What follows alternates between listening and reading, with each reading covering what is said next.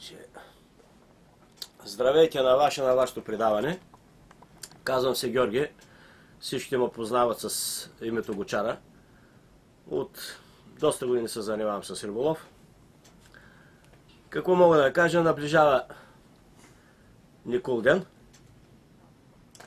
Стягаме софри, рибички, които сме хванали. Сега сезона малко като тая година не е било така да няма, но от нямането все някои рибичка берекет версен дава Господ.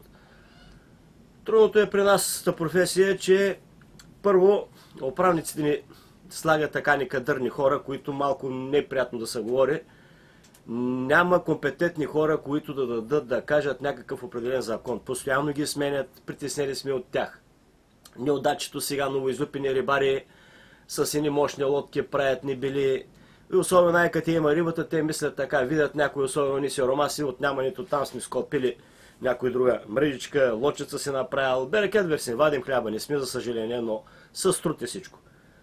И морето наистина иска повечето смели хора, които погледното реално много хора заблуждават, викат, какво е това, бе, сега ще хвърля някаква мрежа, взема рибата и готово мисли така, като на типсия.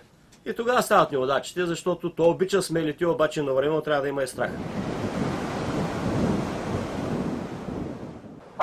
Това в общи линии. Друго за Никол ден е много хубав приятен празник. Ние определено се събираме колеги, правим си хубава весела компания, отчитаме преди всичко нашия покровител Свети Николай. Той е човека, който сега не може да каже, че вярваме, но има някаква сила и помага с времето. И правят така, че ако всичко е нормално и живот е здраве, спазваме неговите там предимствени, които всъщност закони, които писани и не писани, защото няма как. Природата си го иска своето.